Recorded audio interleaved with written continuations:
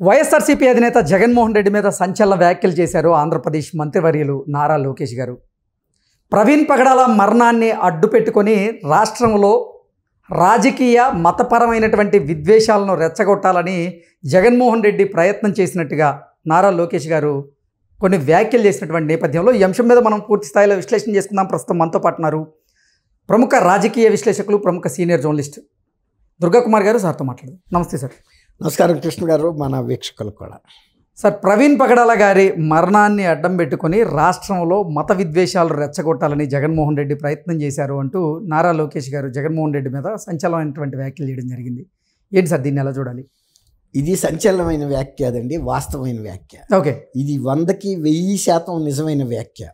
ఇంకా చెప్పాలంటే వివేకానంద రెడ్డి గారి హత్యని, గుండిపోటని ఎలా నమ్మిస్తానికి ప్రయత్నించారో, ఎవరు ప్రయత్నించారో అవే శక్తులు ఇక్కడికి వచ్చి ఈ రోడ్డు ప్రమాదాన్ని ఒక హత్యగా సృష్టించి రాజకీయ ప్రయోజనం పొందాలని, అంటే ఆయన ఒక క్రైస్తవ మత ప్రబోధకుడు కాబట్టి క్రైస్తవ మతస్థుల మూకుమ్మడి మద్దతు పొందాలని, అలాగే దళితులకు సంబంధించినటువంటి మద్దతు పొందాలని, సానుభూతి పొందాలని, ఈ తర్వాత మత విద్వేషాలు రెచ్చగొట్టాలని, తద్వారా రాజకీయ లబ్ధి పొందాలని, అదే తద్వారా ఒక శాంతి భద్రతల సమస్యలు సృష్టించాలని, తద్వారా దీన్ని రాజకీయ లబ్ధి పొందుతూ దీన్ని ఢిల్లీ రాక తీసుకెళ్లాలని, గతంలో కూడా కూటమి ప్రభుత్వం వచ్చిన 25 రోజుల్లోనే 36 రాజకీయ హత్యలు జరిగినాయని ఇదే జగన్మోహన్ రెడ్డి గారు ఢిల్లీ వెళ్ళి ఎంత హడావిడి చేశాడో కూడా చూశారు. ఢిల్లీ నాయకులు కూడా గమనించారు ఈయన రాజకీయంగా ఎలాంటి దురుద్దేశాల్లో పెట్టుకుని ఉన్నాడు. ఆయన వెళ్ళింది ఏంటంటే ఆల్మోస్ట్ ఒక రాష్ట్రపతి పాలన పెట్టండి, కూటమి ప్రభుత్వాన్ని కూలదోషాన్ని కూడా ఆయన వెళ్ళాడు. అక్కడ ఉన్నది కూడా కూటమి ప్రభుత్వం అనే ఇది కూడా మర్చిపోయాడు ఆయన. అంత తొందరపాటుగా వెళ్ళిపోయాడు. వెళ్ళిన తర్వాత అక్కడికి వెళ్ళిన తర్వాత జాతీయ మీడియా కూడా అడిగింది 36 రాజకీయ హత్యలకు సంబంధించి వివరాలు మీ దగ్గర ఉంటే ఇవ్వండి అని. ఎందుకంటే ఎప్పుడైనా జాతీయ మీడియా ఎవరైనా వెళ్ళి చెప్పగానే కూడా నమ్మరు, దానికి సంబంధించిన ప్రాథమిక సాక్ష్యాధారాలు అడుగుతారు. వాళ్ళు కూడా అక్కడ కూర్చుని ఇక్కడున్న ప్రతినిధుల ద్వారా వెరిఫై చేసుకుంటారు, ఇదిగో ఇవి జరిగినాయి అంటున్నారు, నిజమా కాదా అని. తర్వాత కేంద్ర హోంశాఖ కూడా, తర్వాత కేంద్ర ఇంటెలిజెన్స్ కూడా మీ దగ్గర ఆ నివేదిక ఉందా అని కూడా అడిగితే తెల్లముఖం వేసుకురావాల్సి వచ్చింది. ఆ సందర్భంలో తిరిగి వచ్చిన తర్వాత వాళ్ళ పార్టీ వైఎస్ఆర్సీపీ సీనియర్ నాయకులు కూడా ఆయనకి మెత్తగా శుతిమెత్తగా ఇలాంటి తప్పుడు తొందరపాటు నిర్ణయాలు తీసుకుని ఢిల్లీ రాక వెళ్తే పార్టీ భంగపడుతుంది, పార్టీ ప్రతిష్ట కోల్పోతుంది, తర్వాత కార్యకర్తల్లో కూడా వాళ్ళ మనోధైర్యం దెబ్బతింటది. మనం తగిన సమయం ఇవ్వాలి కూటమి ప్రభుత్వానికి. తప్పులు చేసిన తర్వాత తప్పుల్ని ఎత్తి చూపాలి తప్ప తప్పు చేయకముందే మనం తొందరపాటుగా ఆవేశంతోనూ ఇలాంటివి చేస్తే మనకి మీదే మనం గనక సరిగ్గా కత్తి పట్టుకోవటం కుదరకపోతే అది మన మీద పడి మన మెడే తెగుతుందని కూడా ఆయన వెంకట్రామరెడ్డి, ఆయన పేరు ధర్మవరం కేతిరెడ్డి వెంకటరామిరెడ్డి లాంటి వాళ్ళు కూడా చెప్పారు, ఉండవల్లి లాంటి ఆయన కూడా చెప్పాడు, ఇది తొందరపాటు నిర్ణయం, కొంత సమయం ఇవ్వాలి ఏ పార్టీకైనా. అలాగే ఇప్పుడు ఈ ఇష్యూలో కూడా ఎవరైతే శక్తులు ఆ రోజున ఒక హడావిడి చేసి దాన్ని గుండిపోటుగా చెప్పినాయో, ఆ రోజు విమల గారు సొంత మేనత్త కూడా మళ్ళీ ఇక్కడ కూడా దూకింది.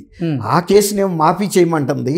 సొంత అన్నని హత్య చేస్తే హత్య లేదు, ఏమీ లేదు, ఏ పోలీసులు ఎవడో ఒకటి పేరు రాసుకోండి అన్నట్టుగా, అసలు అదే హత్య కూడా కాదు, ఏమి జరిగిందో అన్నట్టు. ఇక్కడ మాత్రం ఆయన బుల్లెట్ వేసుకుని బయలుదేరిన దగ్గర నుంచి మనకి సినిమాలో 24 ఫ్రేమ్స్ అన్నట్టుగా ఎక్కడికక్కడ ఫ్రేమ్ వైజ్గా చూపిస్తా తీసుకెళ్తే కూడా, ఆయన ఫోన్ పేమెంట్లు కూడా వైన్ షాపుల దగ్గర ఎలా చేశాడో కూడా చూపిస్తే కూడా, తర్వాత ఆయన వెళ్తూ కూడా ఎవరెవరితో ఫోన్లో మాట్లాడాడని కొన్ని డీటెయిల్స్ కూడా చూపిస్తే, కేఏ పాల్ లాంటి ప్రపంచ శాంతి దూత అని చెప్పుకునే వ్యక్తి దీంట్లో ఏదో పెద్ద రాజకీయ లబ్ధి పొందాలని ఆయన ప్రయత్నించడం, ఆయన స్వయంగా ఎక్కడన్నా పోటీ చేస్తే ఒక గ్రామ పంచాయతీ సభ్యుడిగా కూడా గెలవలేడు.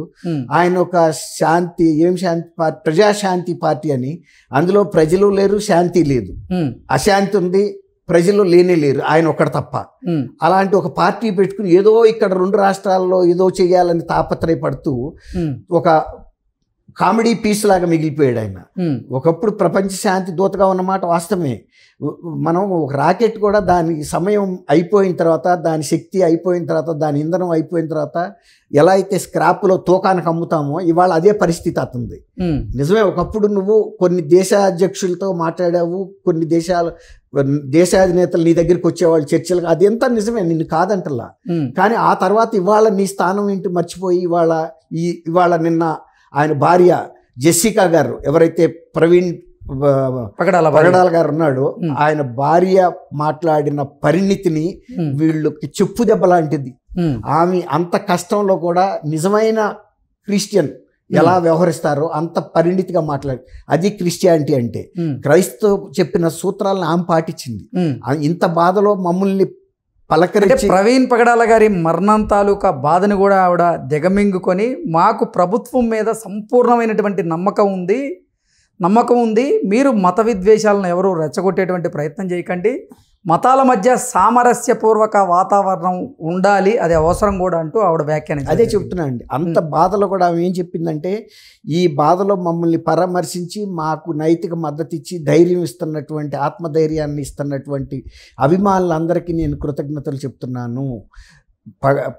ప్రవీణ్ గారి మరణం అందరికీ బాధాకరమే, ఆయన అభిమానులకి, క్రైస్తవుల్లో ఉన్న మతస్థులకి. కానీ ఆయన ఇప్పుడు కూడా మత విద్వేషాలు రెచ్చగొట్టడానికి ప్రయత్నించలేదు. అలాగే ఈ మతాల మధ్య విద్వేషాలు, మీ వ్యక్తిగత రాజకీయ ప్రయోజనాల కోసం ఆయన మరణం మీద మీ సొంత అభిప్రాయాల్ని విచ్చలవిడిగా ప్రచారాలు చేయకండి. అలాగే యూట్యూబ్ లేకపోతే ఇతర ఎలక్ట్రానిక్ మీడియాను కూడా ఆమె అభ్యర్థించింది. మీరు వీటి మీద ఎక్కువగా ప్రచారం చేసి మీ వ్యక్తిగత అభిప్రాయాల్ని, కొంతమంది స్వార్థపరుల యొక్క అభిప్రాయాల్ని ప్రచారం చేస్తే అది ఆయన ఆత్మ శాంతించదు. ఇది మాకు కుటుంబం ఎంతో బాధలో ఉంది, మీరు సంయమనం పాటించండి, మేము కూడా ధైర్యంతో ఉన్నాము, ఎందుకంటే ఆయన ఆశయాలను మేము ముందుకు తీసుకెళ్లేందుకు సిద్ధంగా ఉన్నాము. జరిగిన దుర్ఘటన దీని మీద ప్రభుత్వం చేస్తున్న విచారణ మాకు పూర్తి స్థాయిలో సంతృప్తినిచ్చింది. చాలా శాస్త్రీయంగా దర్యాప్తు జరుగుతుంది, దానికి భంగం కలిగించే వ్యక్తులు ఎవ్వరు కూడా చేయొద్దు. మా కుటుంబ ఆవేదనని మీరు అర్థం చేసుకోండి. అంటే నాకు ఈ సంఘటన ఎలా గుర్తొస్తుందంటే, ఇందిరాగాంధీ గారు సంజయ్ గాంధీ ఒక ఫ్లైట్ మరణం, అంటే ఏరోబిక్ చేస్తూ 2 సీటర్స్ ఇంకో పైలట్ కూడా పక్కన ఉన్నాడు, ఆయన కూడా చనిపోతే అంత బాధలో చిట్టంత కొడుకు పోయినా కూడా ఆ పైలట్ ఇంటికి వెళ్ళి పరామర్శించి వచ్చింది. అది ఒక వ్యక్తిత్వం ఎప్పుడు బయటపడుతుందంటే ఒక కష్టకాలంలో. నిజంగా ఆ వయసులో భర్త పోతే ఎవరైనా ఎంత డిజాస్టర్గా అయిపోతారో, ఆవేదనలో పడిపోతారు. కానీ ఆమె ఎంత వ్యక్తిత్వాన్ని సంయమనం పాటిస్తూ స్థితప్రజ్ఞతగా ఆమె ఇచ్చిన సందేశం, అది నిజమైన క్రీస్తు సందేశంలాగా అనిపించింది. అంతే తప్ప మేము క్రీస్తు అని బైబిల్ పెట్టుకుని అవన్నీ నిన్న రాజకీయ ప్రయోజనం పొందటానికి అందరూ ప్రయత్నిస్తాం ఒక ఎత్తు, విమలారెడ్డి గారు ప్రయత్నిస్తాం మరొక ఎత్తు. ఆమె ఎందుకంటే పెద్ద ఆమెని ఆమె కూడా మత ప్రబోధకురాలు. కానీ ఆమె మొన్న మధ్య జగన్మోహన్ రెడ్డిని గెలిపించండి, జగన్మోహన్ రెడ్డి గెలవకపోతే క్రిస్టియన్కి భవిష్యత్తే లేదని చెప్పి కాకినాడలో ఒక భయానకమైనటువంటి వాతావరణం సృష్టిస్తా, తర్వాత 2000 ఇస్తాం రమ్మని పాస్టర్లందరినీ పిలిపించి ఆ డబ్బులు కూడా ఇవ్వకుండా, వాళ్ళకి భోజనం పెట్టకుండా అబాస్పాలైపోయి దొడ్డిదామని పారిపోయి మళ్ళీ ఇవాళ తగుదునమ్మా అని వచ్చి ఇలాంటి వివాదమైనటువంటి, ఆమె వయసు కన్నా గౌరవం ఇవ్వాలనిపిస్తుంది. కానీ ఆమె ఎప్పుడైతే ఇందులోకి వచ్చిందో ఆ జగన్మోహన్ రెడ్డి గారి మౌత్ పీస్ లాగా పనిచేస్తుంది ఆమె. అట్లాగే హర్ష కుమార్, ఆయన మాజీ పార్లమెంట్ సభ్యుడు, సీనియర్ నాయకుడు, వీళ్ళందరి మీద కూడా ఇవాళ నోటీసులు ఇచ్చి వాళ్ళ దగ్గర ఇది హత్య అంట అనుకున్న ఆధారాలని ఖచ్చితంగా కనుక ప్రవేశపెట్టకపోతే కోర్టులో కూడా ప్రవేశపెట్టి కోర్టు ముందైనా వాళ్ళ వాస్తవాలు బయట పెట్టేటట్టు చేయాలి. ఒకవేళ వాస్తవాలు బయట పెట్టలేకపోతే కోర్టు ద్వారా శిక్ష పడే సెక్షన్లు పెట్టి వాళ్ళని ప్రాసిక్యూట్ చేయాలండి. అప్పుడు ప్రతి వాళ్ళకి కూడా బుద్ధి వస్తుంది.